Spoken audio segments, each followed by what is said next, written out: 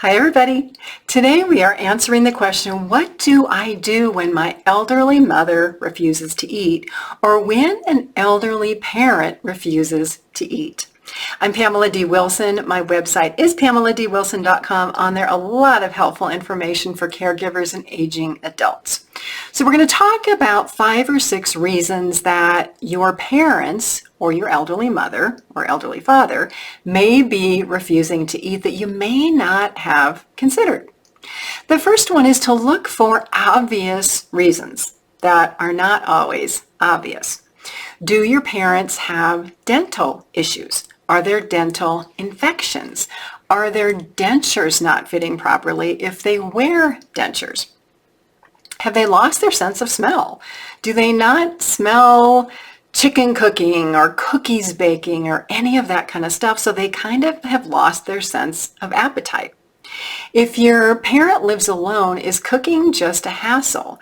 Have they kind of gotten into a habit of eating frozen TV dinners or canned soup or other things that are food but really aren't good for their nutrition?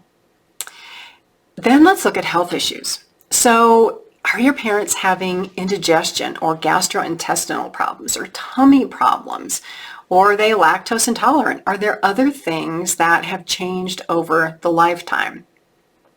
Research confirms that as we get to middle age, in our 50s and our 60s, our tummies, our gastrointestinal systems can change. Maybe we used to be able to eat onions and garlic and we can no longer eat them. Maybe we could eat anything, and today we have all kinds of food allergies that have come along. Nutritional needs, the way that the body processes food, change throughout a lifetime. So if you're a 30-year-old person, you can eat things very differently from what an 80 or a 90-year-old can eat. If you're cooking for your parents like that, they may not be able to eat the things that you're cooking. The desire to eat, having an appetite, being hungry also depends on what we do all day. Are your elderly parents just sitting around or sleeping all day? If they are, they probably aren't hungry. And that necessitates conversations about eating to live instead of eating to enjoy eating. Ideas like scheduling snacks every few hours, making sure that parents eat meals is important. Now, it depends on where your parents live. If they live at home, how can you support this? Do you text them? Do you go over and cook once a week and make a bunch of meals so that they have a lot of leftovers that are actually healthy and not out of a can or out of a box? Because in a perfect world, better nutrition comes when we make foods, not when we take a box off the shelf or open a can or throw something frozen into the microwave, although that is a lot easier. I will admit that myself.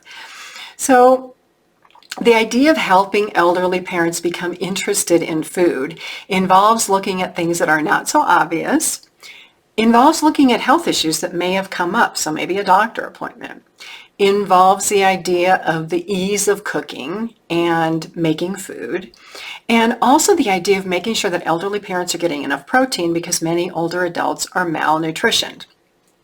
It can also be part of depression. So losing an appetite, losing interest in life, losing interest in socialization, sleeping more, those can be signs of depression. So the idea of an elderly parent refusing to eat is not always obvious factors. I have an online course. It is called Stay at Home, Helping Elderly Parents Stay at Home and Beyond. It goes into more detail for a lot of issues that older adults face and aging parents face that may not always be obvious. When changes in health happen or mood, there's a lot underneath that could be causing the problems. And if you're new to caregiving and you don't have expertise in healthcare or working with the medical system, a lot of these things may escape you because they're not things that you normally would know because you lack the experience.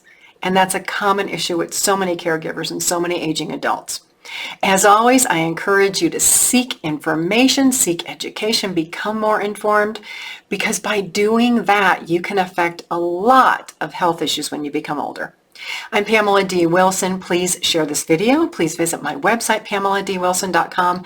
On there, you will find my online caregiver courses, my caregiving library, blog articles, my weekly podcast, and a lot of other helpful information. Have a fabulous day today. I look forward to seeing you again soon in another video.